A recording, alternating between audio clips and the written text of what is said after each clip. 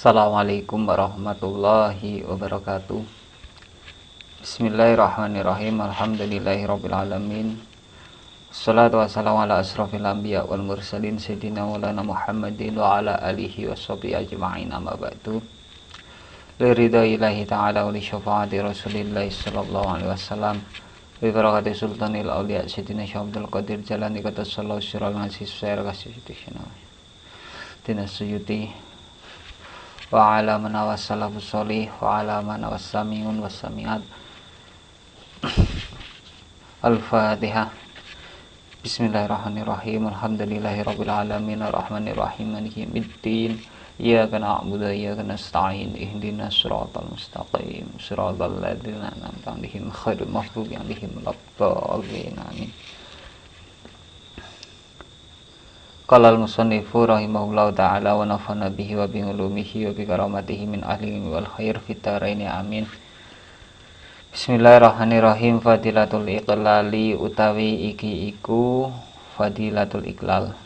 Ai hadza fadilatul iqlal. Utamaane ngidhekake minal akli saking mangan, wan naumi lan turu, warahati lan ngasuh istirahat. Kajian Lubabul Hadis yang selanjutnya yakni kajian ke 34 menerangkan tentang keutamaan menyedikitkan makan, tidur dan istirahat. Qala bismillahirrahmanirrahim. Hadis yang pertama, qala ngendika sapa Nabi sallallahu alaihi wasallam, salah satu nutai perkara telu turisu iku turisu marisake apa salasa marisake qaswatal qalbi ing atose ati. Rupane salasa hubun naumi siji demen turu, wa hubbur rohati lan demen kepenak istirahat santai-santai, wa hubbul akli lan demen mangan. Tiga hal menurut yang disabdakan Nabi, tiga hal yang bisa mewariskan atau membuat hati kita itu keras, qaswatul qalbi. Keras di sini yakni sulit untuk menerima nasihat-nasihat yang baik. Yang pertama yakni hubun naumi, suka tidur. Jadi terlalu banyak tidur juga bisa membuat hati kita itu keras. Minimal sebaiknya tidur itu jangan sampai melebihi 8 jam dalam sehari semalam. Kemudian yang kedua, hubroh hati, senang santai istirahat, terlalu banyak istirahat. Maka diusahakan agar hati kita tidak keras, kita istirahat secukupnya. Dan yang ketiga yakni hubul akli, suka makan, terlalu banyak makan itu juga bisa membuat hati kita itu keras. Ketiganya merupakan hal yang nikmat, akan tetapi menurut apa yang disampaikan oleh Nabi, ketika nikmat tersebut, ketika kita terlalu suka melakukan, itu bisa membuat qaswatul qalbi, hati yang keras. Waqala, hadis yang selanjutnya, waqala lan ngendika sapa Nabi sallallahu alaihi wasallam, manutai sapane wong ku sabang warik sapa man fi dunya ing dalem dunya, jangan mongko ngelih utawa luweh, kalau Jawa Timur luweh ya, Jawa Tengah ngelih. Jangan mongko ngelih sapa man yaumal kiamati, besok ing dalem dina kiamat. Wa man ta sapane wong iku jangan kok luweh sapa man, ngelih sapa man fi dunya ing dalem dunya, ya sabanga mongko wareg sapa man yaumul kiamati besok ing dalem besok yaumul kiamati besok ing dalem dina kiamat.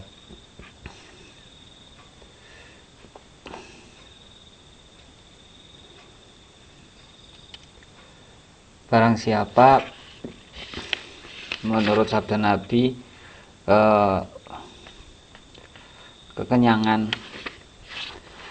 sering kenyang di dunia, ketika di dunia terlalu banyak makan sampai kekenyangan, maka nantinya dia di hari kiamat akan menjadi orang yang juk atau orang yang kelaparan. Dan barang siapa yang kelaparan di dunia, maka nantinya di hari kiamat dia akan menjadi orang yang merasakan kenyang, orang yang merasakan kenyang. Kenyang di sini yakni sabaan madmuman, ya, kenyang yang terlalu berlebihan.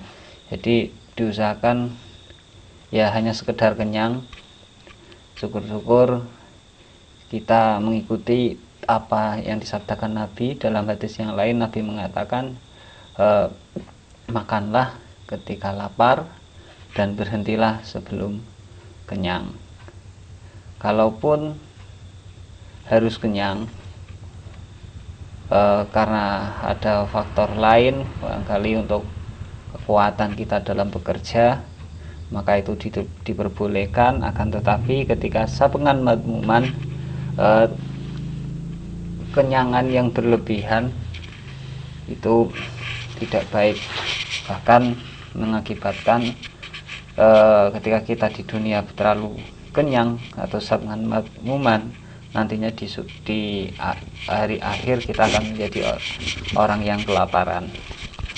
Wa qala lan ngendika sapa Nabi sallallahu alaihi wasallam, manutai sapane wong iku akalah mangan sapa man faqat sabengi ing dalem sak dhuwure wareg, kaya faqat akala mongko teman-teman mangan sapa man al harama ing perkara kang haram. Barang siapa yang makan melebihi kenyang, berarti sama seperti tadi sabengan madmuman, kenyang yang berlebihan, maka sesungguhnya dia termasuk orang yang makan makanan yang haram.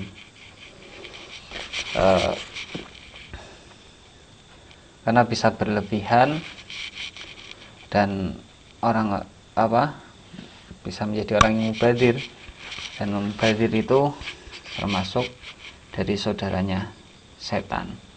Wa qala lan ngendika sapa Nabi sallallahu alaihi wasallam, sayyidul amali utawi pengarepe ngamal iku alju,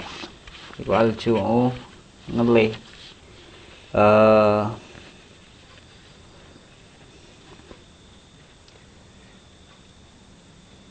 Diartikan sebaik-baiknya amal itu adalah lapar.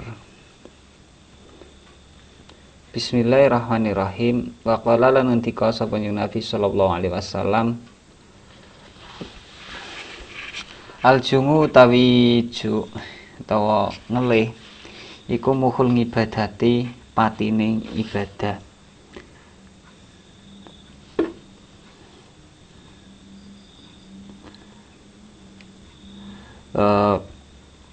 Bahwasanya rasa lapar itu lapar itu merupakan otak dari ibadah, muhul ibadah, pati atau sari inti dari sebuah ibadah.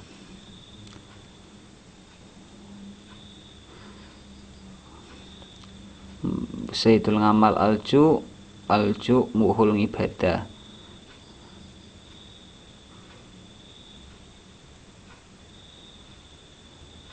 Karena dengan dalam kondisi lapar ini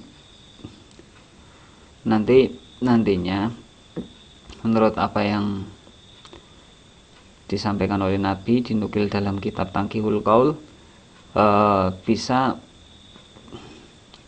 menjadikan kita itu orang yang cerdas. Secara lebih rinci tentang fadilah kita mengurangi makan itu bisa kita temukan dalam kitab Taklimul Muta'alim, dimana banyak disarankan bahwa seorang yang sedang belajar itu untuk tidak banyak makan, karena dengan kita banyak makan itu akan membuat riak yang banyak. Ketika banyak riak maka otomatis rasa malas akan menghampiri kita.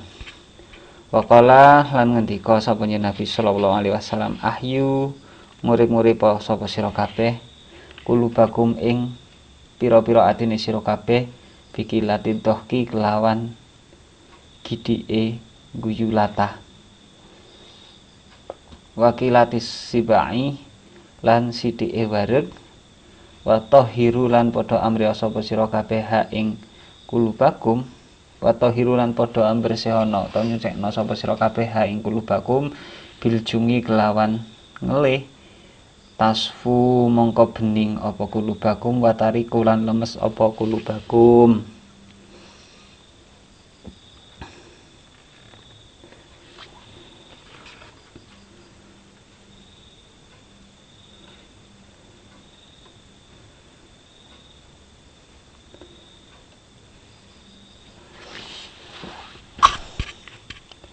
Hiasilah hati kalian dengan jangan terlalu banyak tertawa. Dohkun itu tertawa yang sampai terbahak-bahak, yang sampai terlihat gigi kita terbuka, mulut kita. Kalau hanya sekedar senyum, tabasam, itu namanya tabasam, ini tidak sampai memunculkan atau memperlihatkan gigi kita, itu yang dinamakan senyum. Diusahakan untuk menghiasi hati kita, mari kita menyedikitkan tertawa yang sampai membuka mulut, kemudian menyedikitkan perut kita dari kekenyangan. Kemudian Nabi juga memerintahkan untuk mensucikan hati kita dengan cara kita dalam keadaan lapar, membuat lapar diri kita, itu media untuk mensucikan hati. Kemudian tasfu, ketika kita sudah bisa menahan lapar, tasfu, maka hati kita akan jernih dan lemas, atau lemes tariku, lembut lah. Bahkan Nabi Shallallahu Alaihi Wasallam sendiri, berdasarkan hadis dari Hasan, qala Nabi Shallallahu Alaihi Wasallam, al fikru nisful ibadah. Nabi bersabda, berfikir itu termasuk separuh dari sebuah ibadah. Makanya dalam Al-Quran sering dalam akhir ayat, la'alakum tatafakkarun, la'alakum ta'qilun, itu adalah sebuah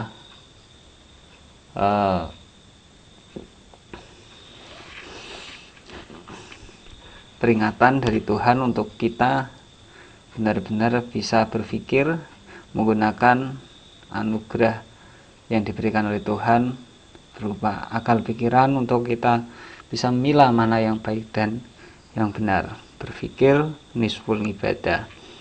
Masih dalam hadis yang sama, wakilatut ta'ami hiyal ibadah. Adapun sedikit makanan yang kita konsumsi adalah sebuah ibadah. Bismillahirrahmanirrahim. Wa qala lan ngendika sapa Nabi sallallahu alaihi wasallam, aqrabukum utawi luwe parek-pareke sira kabeh mini saking ingsun yaumal kiamati, besok ing dalem dina kiamat, iku aksarukum luweh akeh-akeh sira kabeh apane jungan ngeliye, wa tafakkuron lan mikir-mikire. Orang yang dekat denganku besok di hari kiamat, kata Nabi, adalah orang yang bisa menahan lapar banyak atau sering menahan lapar dan banyak berpikir. Aqrabukum minni yaumal qiyamati aksurukum jungan wa tafakkuron. Dalam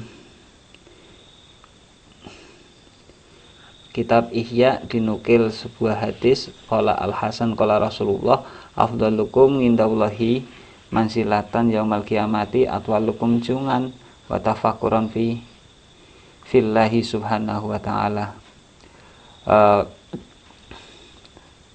Hadis di mana Nabi berkata, yang dinukil dari kitab Ihya ya, orang yang paling utama di antara kalian di hadapan Allah, orang yang manzilah tempatnya paling utama di antara kalian di hadapan Allah adalah besok di hari kiamat adalah orang yang atwalukum jungan, dawa oleh ngelih atau sering menahan rasa lapar, watafakuron dan banyak atau atwalukum banyak berpikir, panjang berpikir fillahi fillahi subhanahu wa ta'ala, banyak berpikir tentang Allah subhanahu wa ta'ala, ya berpikir tentang syariat Allah atau tentang hal-hal yang berkaitan dengan agama. Ini yang dimaksud.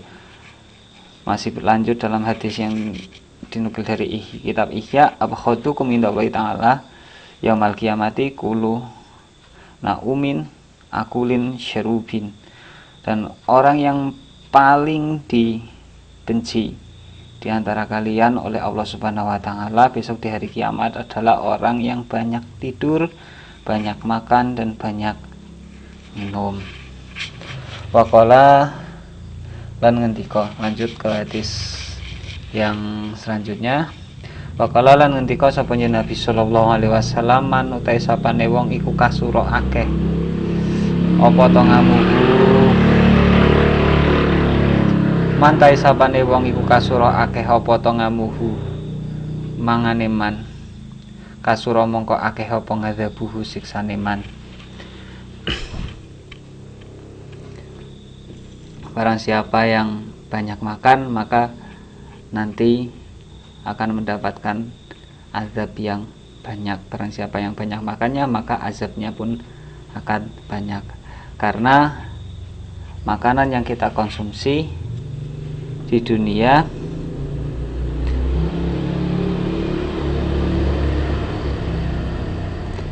nantinya akan dihisab atau diperhitungkan, dilihat apakah makanan itu halal atau tidak.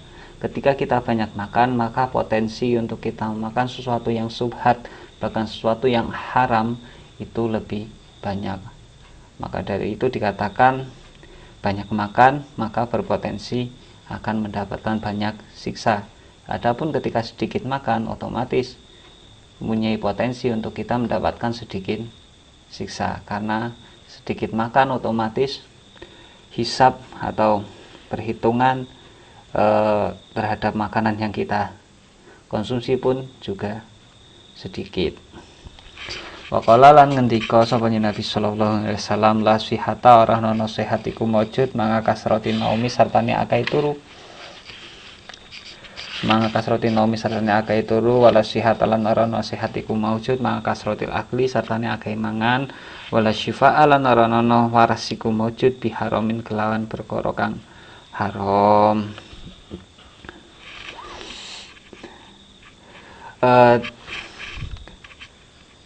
Dengan kita banyak tidur kita tidak akan mendapatkan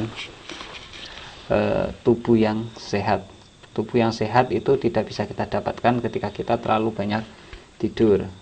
Terlalu banyak makan juga tidak bisa menjadikan kita sehat, atau sehat tidak akan kita dapatkan ketika kita terlalu banyak makan. Ketika kita banyak makan otomatis lemak akan berkumpul, rasa malas juga akan timbul karena mungkin tubuh kita akan mengalami perubahan yang begitu drastis ya, baik dari segi berat badan, terutama ketika berat badan bertambah otomatis untuk bergerak pun kita akan malas. wala syifa'a biharamin, dan obat ataupun kesehatan, obat itu tidak bisa atau tidak terdapat pada sesuatu yang diharamkan oleh Allah Subhanahu wa taala. Ini dalam hadis, mungkin dalam tinjauan fikih ini masih bisa ditafsir.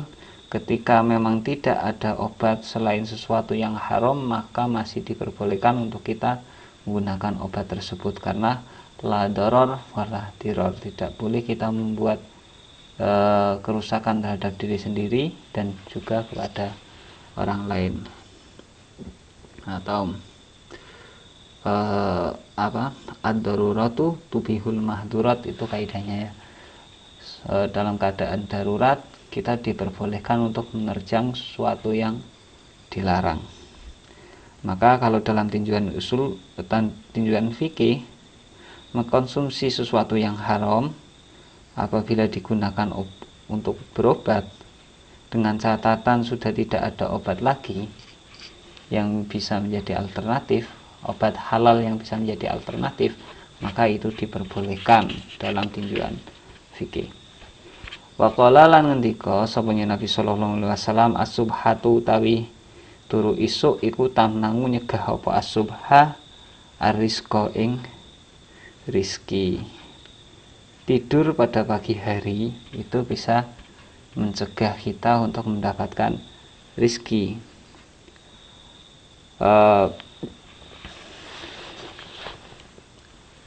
Secara tekstual berarti kita tercegah atau tidak akan mendapatkan rizki. Namun karena sifat Rahman Rahimnya Allah, sifat Rahman Rahimnya Allah, Allah zat yang maha pemberi, walaupun kita tidur di pagi hari tetap kita diberikan rizki. Bisa kita makan pada siang hari, minum pada siang hari, dan rizki-rizki yang lain yang diberikan oleh Allah. Menukil dari kitab Tanqihul Qaul bahwasanya tamnangur rizki ini diartikan dengan ba'duhu. Jadi ketika kita tidur di pagi hari itu tamnangur rizqo, bisa mencegah datangnya rizki. Ai ba'duhu, sebagian dari rizki. Mungkin seharusnya ketika rizki yang diberikan kita adalah semacam contoh 10.000, maka kita hanya mendapatkan sebagian 5.000, mungkin begitu. Karena apa? Waktu subuh, waktu pagi itu adalah waktu di mana para malaikat sedang membagikan rizki kepada semua makhluk. Ketika kita dalam posisi yang siap, dalam posisi sedang berzikir kepada Allah, otomatis kita siap untuk menerima rizki, atau posisi zikir, posisi beribadah, atau sedang kita bekerja itu, maka dalam posisi siap tentunya kita akan siap pula menerima rizki yang dikaruniakan oleh Allah. Namun ketika tidur kita bukan dalam posisi yang siap. Ba'duhu, sebagian dari rizki bisa dicegah karena kita tidur di pagi hari. Kemudian bisa juga diartikan au tamnangu al barokata. Dengan kita tidur di waktu subuh itu, selain tadi diartikan sebagian dari rezeki, kita di sini juga diartikan tercegah dari rezeki yang berkah. Seperti tadi yang saya sampaikan, li'anahu waqta dzikri wa fikri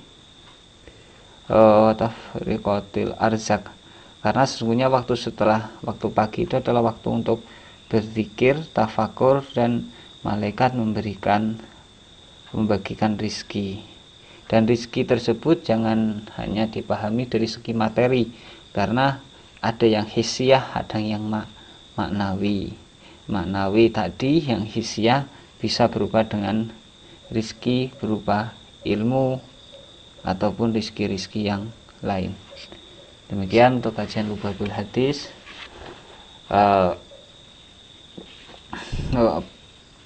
Fadilah yang ke 34, yakni fadilatul iklal minal akli wa naumi warrohati. Banyak kurang lebihnya mohon maaf. Mudah-mudahan kajian ini bermanfaat. Saya akhiri, wallahul muwaffiq ila aqwamit thoriq. Wassalamualaikum warahmatullahi wabarakatuh.